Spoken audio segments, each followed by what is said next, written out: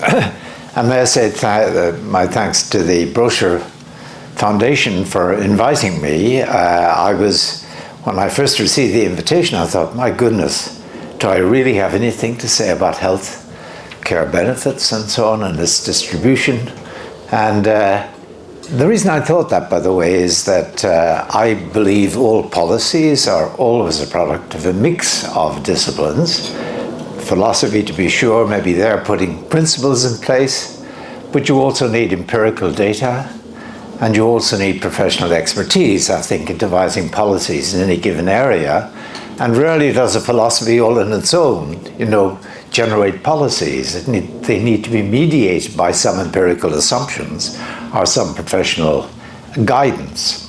But then I thought about it, and I thought, well, actually, it is a good challenge as to what would be the empirical assumptions of a more or less uncontested or often uncontested kind that would be relevant here, and would they take Republican principles, as I think of them, to a sort of more or less determinate range of policies in this area. And I said, well, I should give it a go. And I was very grateful for the invitation. I may feel less grateful after your discussion, and I'm taken to pieces, I'm sure. Yes, so let me just, I'm afraid, well, my excuse, I guess, is this for doing it in this context, because I realize many people here know a lot more about the relevant medical matters and healthcare delivery matters, and perhaps are not so interested in the philosophy. But on the other hand, we have had very interesting presentations about how relational egalitarianism, I think that was Jay, for example, would relate to healthcare policy. Also about how luck egalitarianism would relate, as in Adina's paper. And what else? There was another philosophy. What am I missing? Roles. Roles. On roles, of course, roles. That terrific paper yesterday that Mike gave us.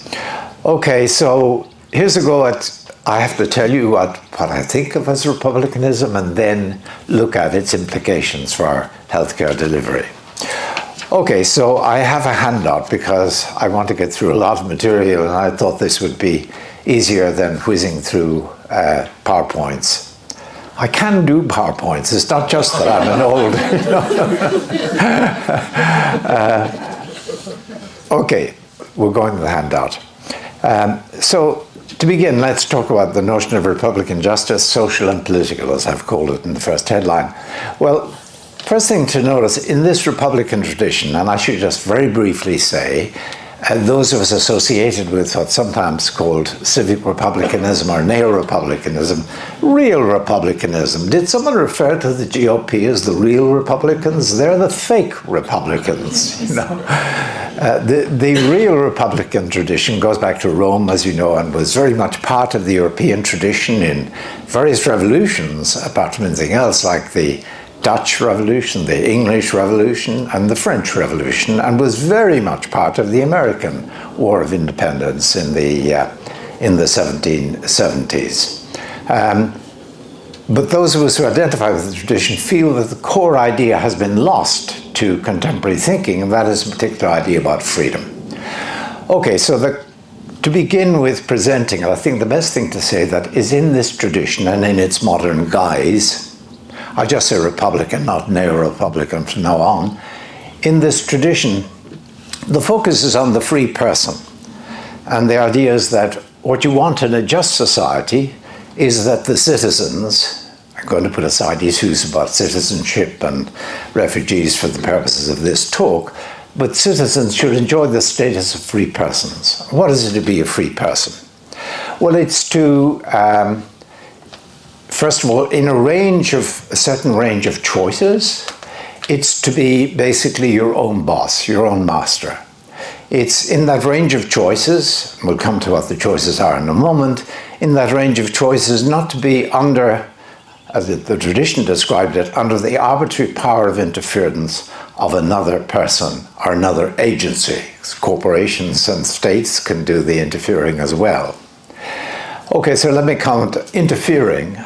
What do we mean about that? Well, for these purposes, I mean you interfere with the choice by basically imposing a cost or a burden on the choice, by blocking an option, by, let's say, penalizing an option. If you take it, you suffer this result, or by undermining the choice by whatever means, for example, misleading, misinforming, or indeed brainwashing, if that's available to you. These are all forms of interference, but the main ones are basically removing an option or replacing an option by a penalized alternative. What is it to have an arbitrary power of interfering in someone's choice? Well, it's to have a power of interfering in that choice regardless of the wishes of the person you're interfering with. So in that sense, it's an independent power of interfering in the choice. Of course, regardless of the wishes, that's going to come in degrees, isn't it? And degrees are relevant all over the place, and I'll maybe come back to that later in the discussion. Okay, but what then is it to be a free person? What are the choices in which you have to be not under the arbitrary power of another, power of interference of another? And those choices traditionally are called the basic liberties, and they are choices, let's first go at it, they're the choices of a kind that you don't harm anybody else by exercising such a choice, and you don't seriously disadvantage anyone else by exercising such a choice. They're choices that everyone can make, and indeed the fact that others make them, and many others make them, doesn't detract from the value of the choice in a given individual's case. I could give lots of examples of what I mean, but it would take us probably too far afield if you just grant me this conception of basic liberties as the sorts of choices that we're happy to make ourselves, and we're happy for other people to be able to make in their case. And in general, there'll be choices, of course, that matter to each one of us. They're not trivial choices in general.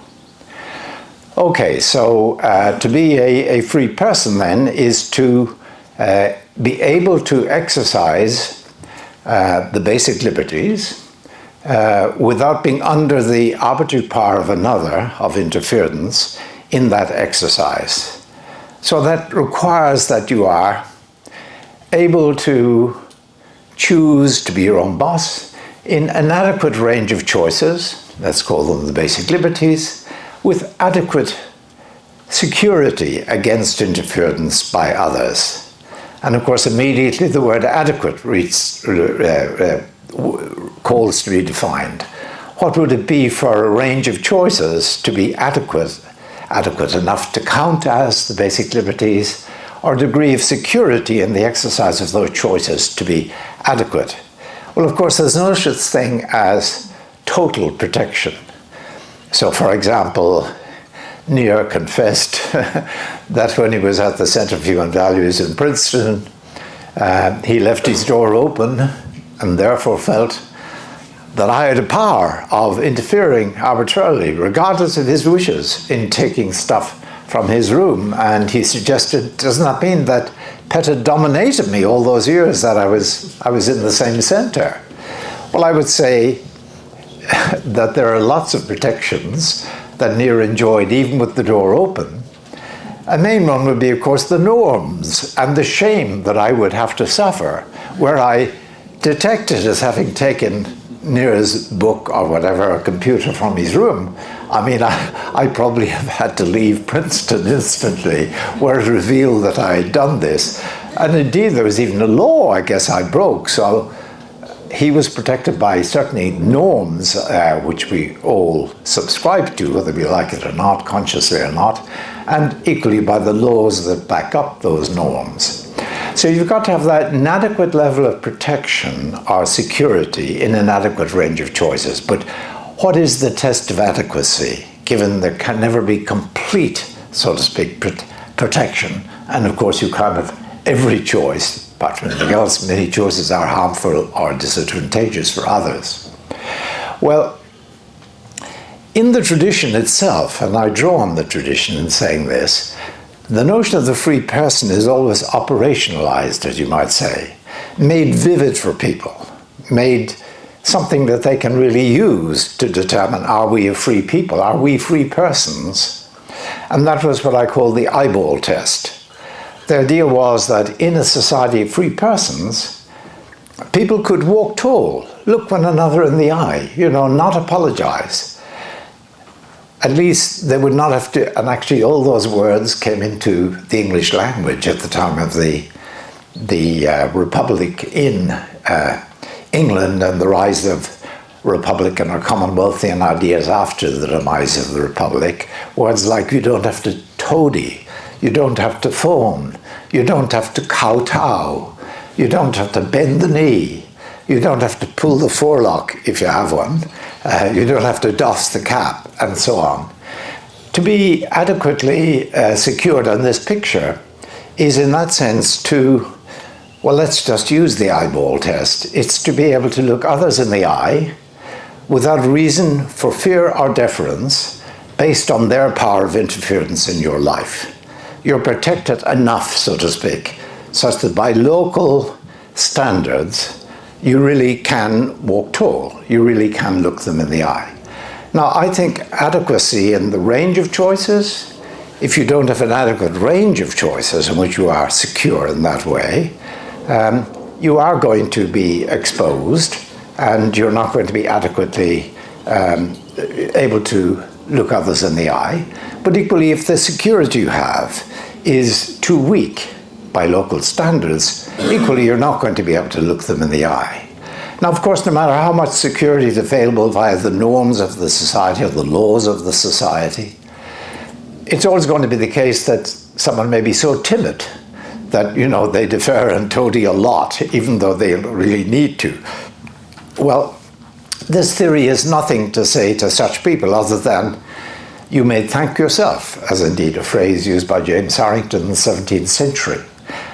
This is a matter for your ethics. You got to brace up, But all you can expect from the state and the law is that there is enough in the way of support that you don't have to toady by local sort of standards.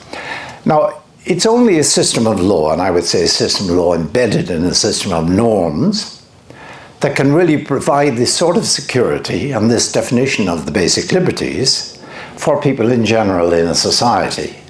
And to the extent to which there is a system of law and norms that does that job of identifying and of guarding the basic liberties,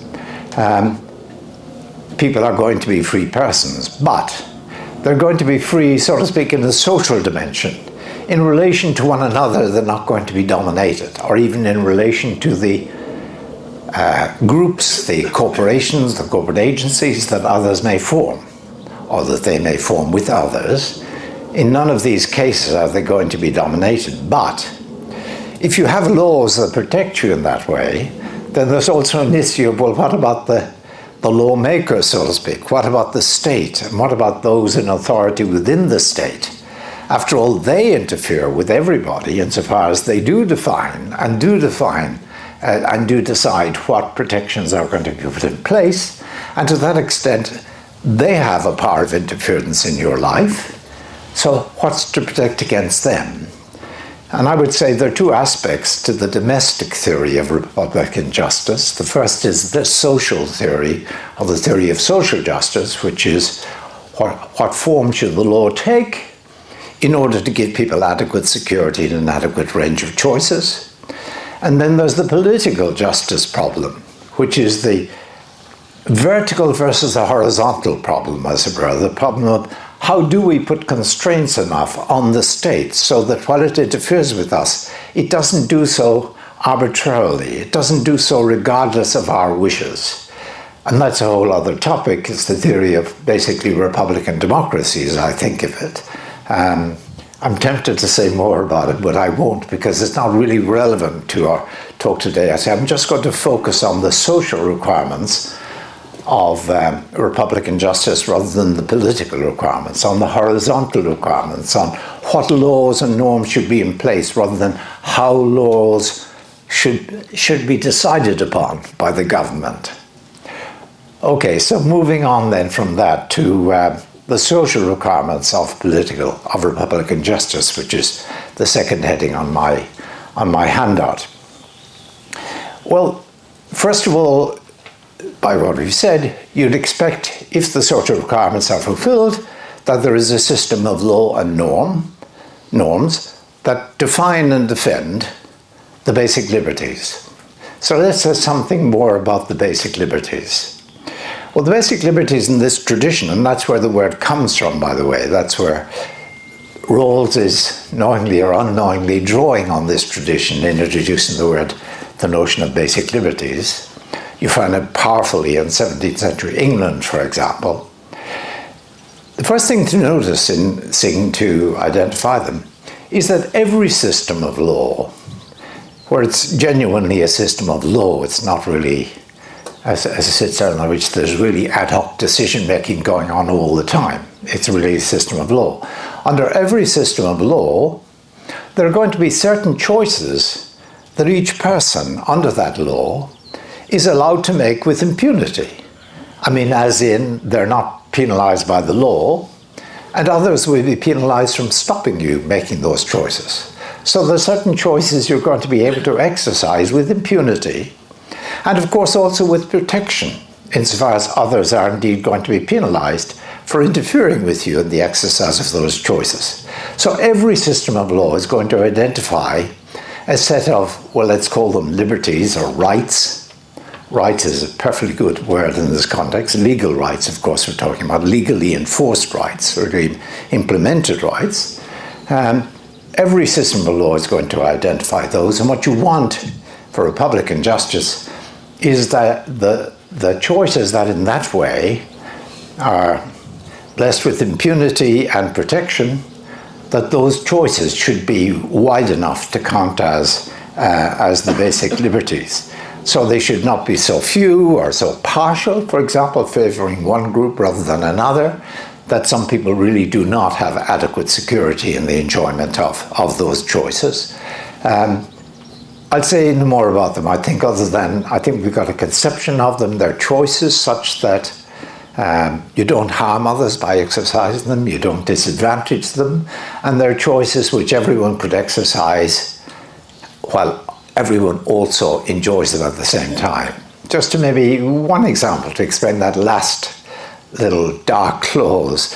Herbert Hart pointed out in a review of Rawls many decades ago that if you take something like the liberty to address an audience, to speak before an audience, and I guess everyone here, certainly come discussion time, for the moment I'm the dominus, I've got the podium, but everyone here has the right, the liberty, of speaking to others. But of course, if everyone spoke to others at the same time, so to speak, there'd be cacophony. So people wouldn't enjoy the exercise of that choice if too many others were exercising at the same time. But of course, we can define a basic liberty by introducing, say, Robert's Rules of Order, under which everyone can speak, but only according to this procedure. Now, a lot of what the law does is actually construct in that way. I believe once he talks about artificially carving out, choices that, in this terminology, have the status of basic liberties. Okay, so the system of law certainly needs to do that. But equally, as we saw, it needs to provide adequate safeguarding of the exercise of those choices for everyone in the society.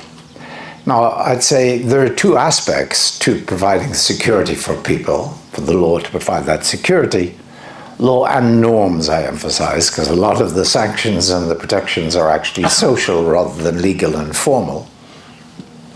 One is the law ought to protect people against others who might assume the power, of interfering in their lives. That might be the mugger, so to speak, in the park, or it might be, of course, the boss in the workplace, who just simply throws his or her weight around with employees in various ways.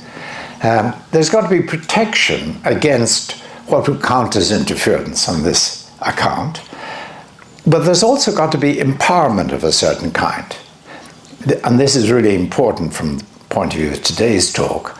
By empowerment, I mean there are always going to be situations in which people are vulnerable to the interference of others. That means they're at the mercy of the will of others, so to speak, to a certain degree.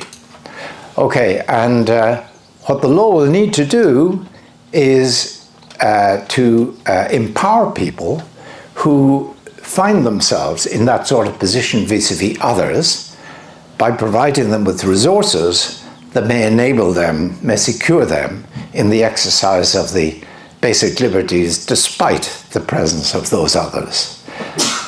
Okay, just thinking about it, the law plays the protective, as the empowering role in familiar systems of criminal law, tort law, contract law. All of these in various ways enable people to be protected against the assumption of the exercise of power by another agent or agency in their lives. But of course the law plays an empowering role insofar as, for example, insofar as it supports people in vulnerable positions, such as employees, the example I've given, or such as spouses within a marriage, for example, or such as those in a minority, within an ethnic minority within a community where there are some hostile attitudes towards that minority. The law has to provide some sort of empowerment for people in those vulnerable positions, else they're exposed to a power of interference on the part of others. Remember, the crucial point really in this approach is that to be free in a choice, to exercise a choice as a free person, is not just to manage to do it without being interfered with, it's to be secure in the exercise of that choice. So, random example, a person enjoys freedom of speech on this account, not just in virtue of being lucky enough to have, for example, a nice boss who has the power but just says, "Oh, take whatever position you wish in politics. I'm not going to interfere," because that person isn't secure if the boss really does have that sort of power over his exercise of choice, of speech. In order to enjoy freedom of speech, he's got to, or she's got to, have the capacity to exercise the choice, speaking for or against the government, speaking out, or whatever it might be, or remaining silent, of course,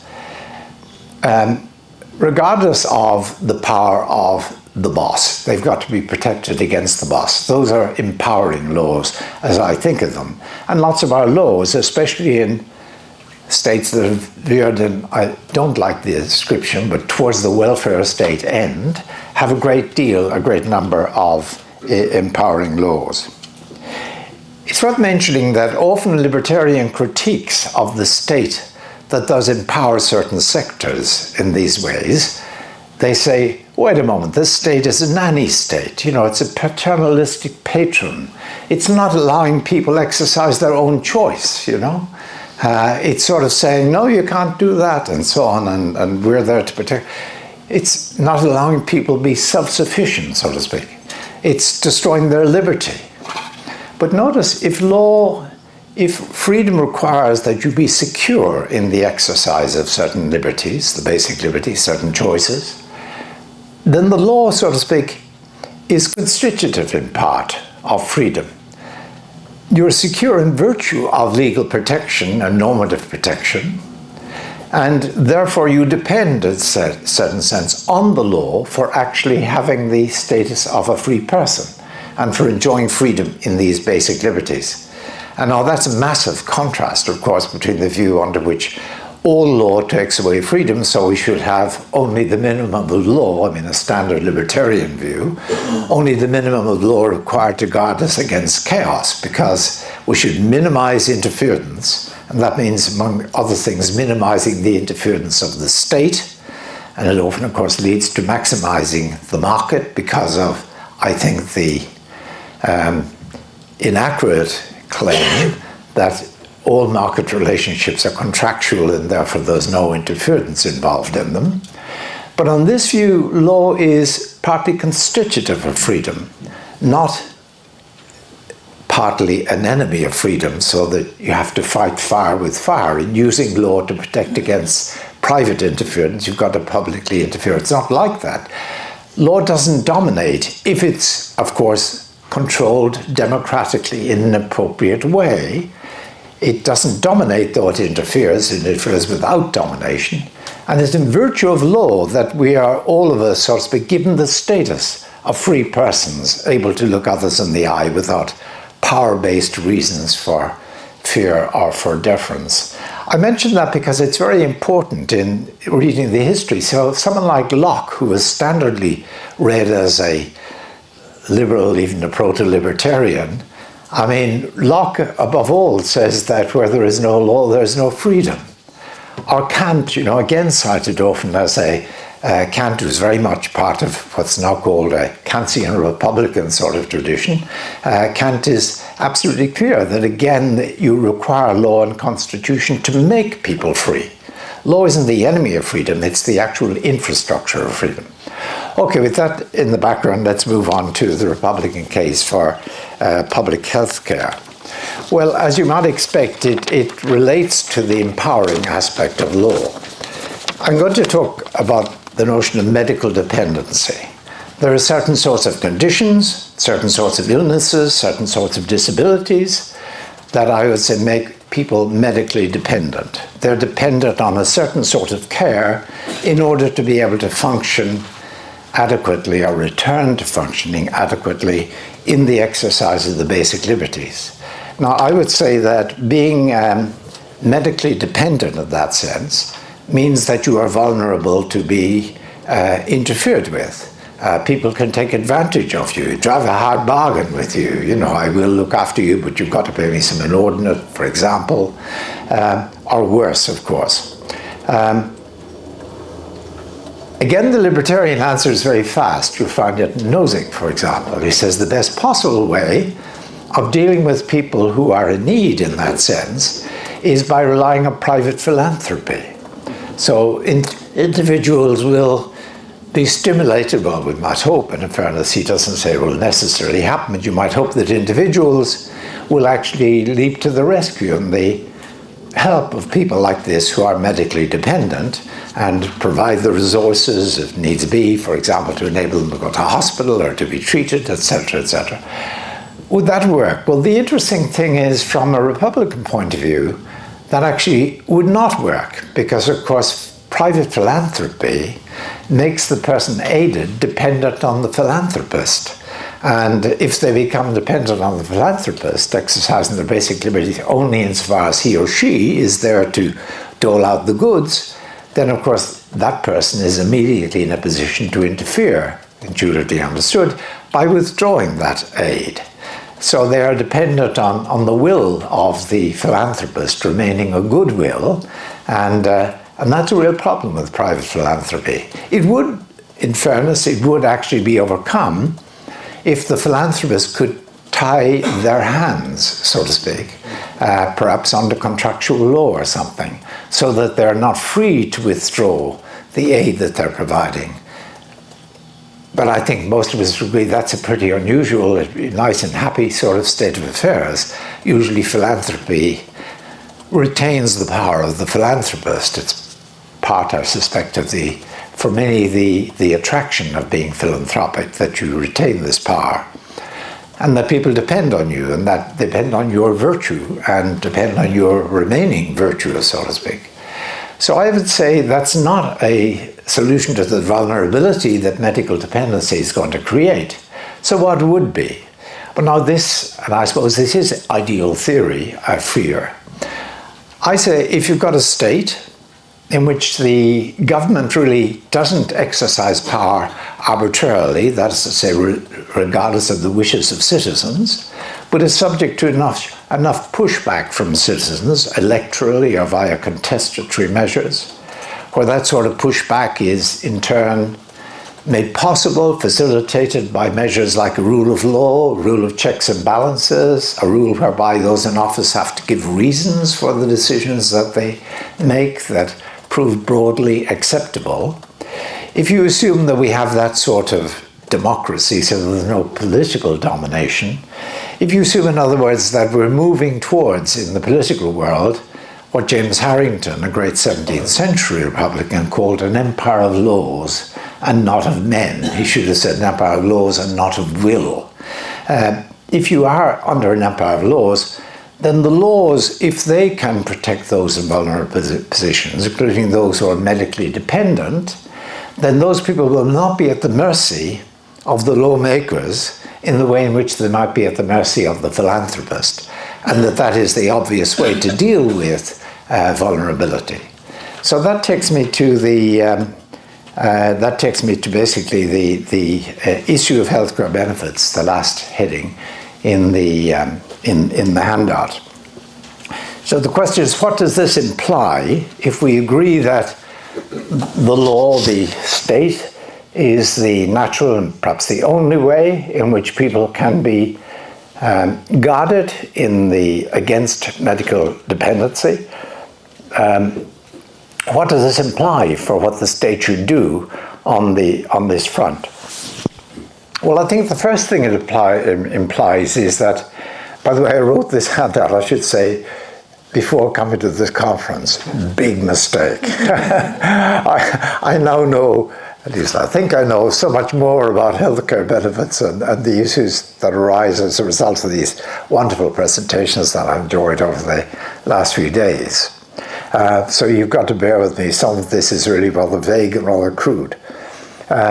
But certainly, first of all, I think you'd want the state to provide universal coverage, meaning that ensuring that those who are medically dependent actually do have access to the sort of care that they require in order to be able to exercise their basic liberties, or to be brought back to the position where they can exercise their basic liberties, in order not to be dependent just on the goodwill of others, in that sense, to be able to, well, walk tall, maybe an unfortunate sort of image given medical dependency, but at any rate, look others in the eye without reason for fear or deference.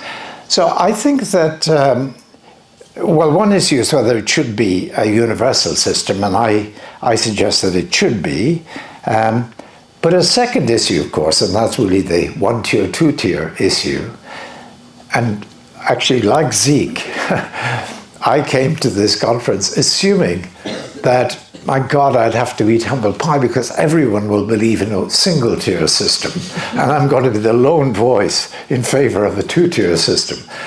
That's a sort of warning, whatever they call it, trigger warning that I'm going to come out in defense of roughly a two-tier system.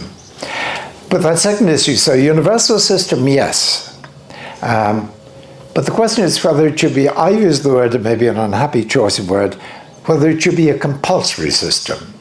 And I mean by that a system under which you basically can only get care for medical dependency of the kind that would protect you on the unmarketed basis of the state providing it.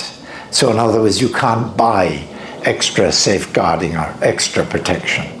And that's really, that's the sort of the big issue. Well, just by way of background, I should say Republican theory in principle can allow for resource inequality. That is to say that some people are wealthier than others and so on, partly because I don't see myself an alternative to the free market, and I think under a free market there's always going to be some diversity of wealth and so on. And the Republican theory of justice, I would say, will tolerate inequalities so long as they are not so big that they stop people enjoying satisfying the eyeball test.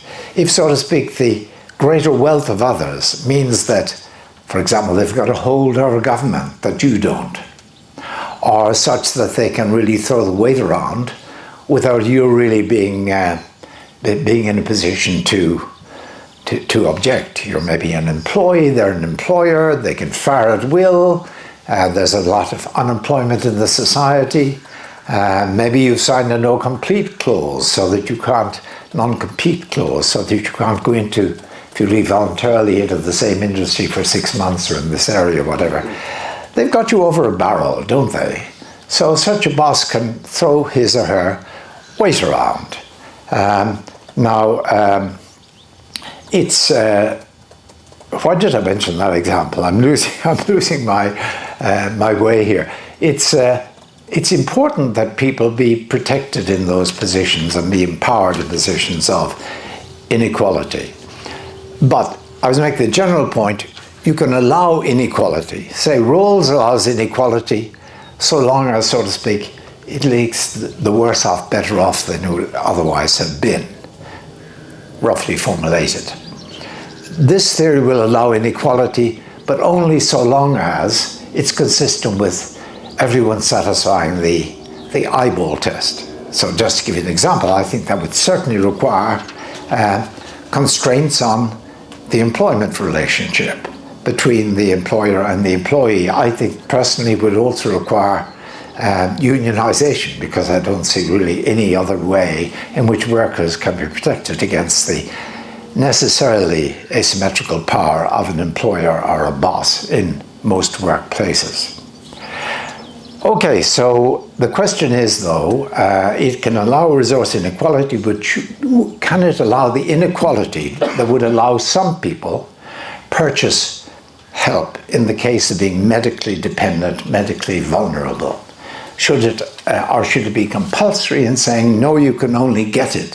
And I confess, thinking of Canada, and maybe that's not appropriate given, as I learned yesterday from Zeke, their view of for example, prescription drugs. And I'm familiar with Canada is the model for me, is a one-tier, and Australia, which I know well, of course, is the model of a two-tier, although it's an imperfect two-tier, I would say, in all sorts of ways. Okay, so what's the answer? Should it allow some people have access to, let's call it marketed protection versus unmarketed? Near actually was the one who drew my attention to the fact, in talking about this before the conference some weeks back, that of course the marketing might be, as in Ireland, as Adina told us, the VHI, the Voluntary Health Insurance System, there is run by the state. But only the wealthy, or the relatively wealthy, can afford to buy the protection they will give them. But that is just the same as if it were a private insurance company that was delivering the protection.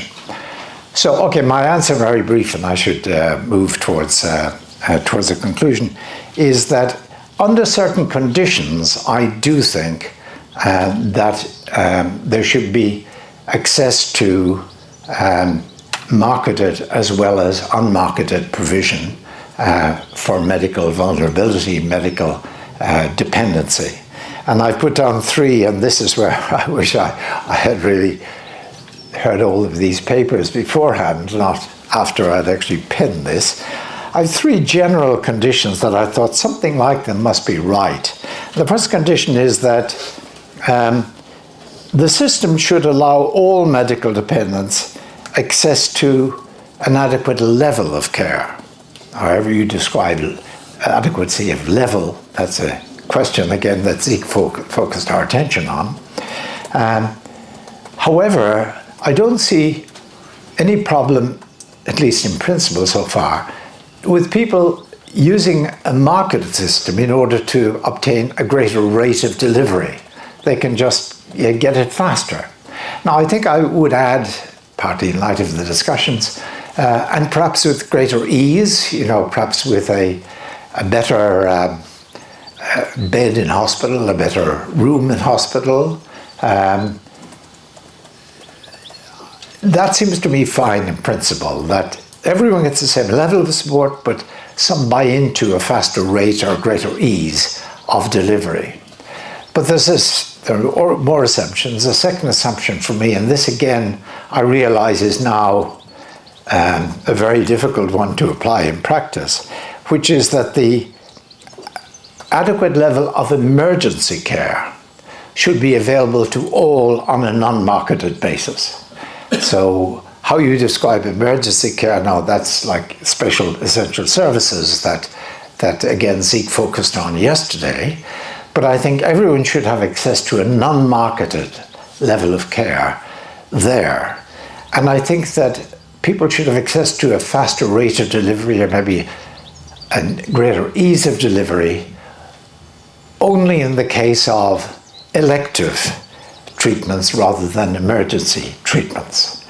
Now that's quite a strong claim, I realize, and I do have to think about it again, because as many systems, and again, many of you reminded us of this, allow a faster rate of delivery, not just in elective measures, but also in emergency measures. And I guess that's all right, perhaps. Australia allows that, for example, but only provided a third condition is fulfilled. And the third condition, as I have it here, is that, and again, we know how difficult this is and the many different ways in which it can be breached, but the condition is that the availability of the marketed system of provision does not undermine or does not jeopardize or reduce the efficiency or effectiveness of the unmarketed system. It doesn't run, so to speak, against it, as in, for example, making emergency procedures less available for those who depend on the unmarketed provision, that's to say the state provision. Those are three very general assumptions, and I'm now aware of how differently they can all be interpreted. But I said at the beginning, I think that all policy depends on a mix of philosophical principle, empirical data, information, and also professional expertise. And this is obvious here. I mean, you need an empirical understanding of health systems to understand, for example, the range of services that might be classed as essential and those that might be classed as elective. You also need probably professional expertise and judgment on that issue. And of course, it's liable to change over time with changing technologies. But what I say is that, at least as I see it, the Republican principles of justice, which I've sought very quickly to outline, would actually, under suitable empirical assumptions, support a two-tier system. Now, I haven't said that they would rule out a one-tier system. That's another question. But the question I was asked, or asked myself at the beginning, I think was only raised for us, was whether, so to speak, a two-tier system was acceptable. It might be acceptable, and yet it mightn't be the only acceptable. Maybe one tier is acceptable too. And that's something I need to think about personally more, and perhaps will come up in the discussion. But it is interesting that we have heard luck egalitarianism, Rawlsianism, and relation egalitarianism and their relationship to. And the interesting thing is, it seemed to me, at least in the discussion, that even Adina's all luck, or more luck, egalitarianism, as I was inclined to call it, would allow a sort of two-tier system. So it's a sort of normatively robust result if we can take four different theories of justice and all of them allow some form of two-tier system. That seems to me, that gives me more confidence than just the fact that my preferred theory, which of course is the right theory, but anyway, that my preferred theory would supply that support.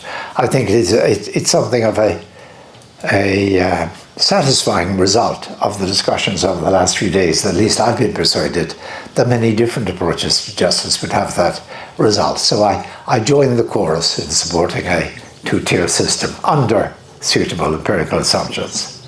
Thank you very much.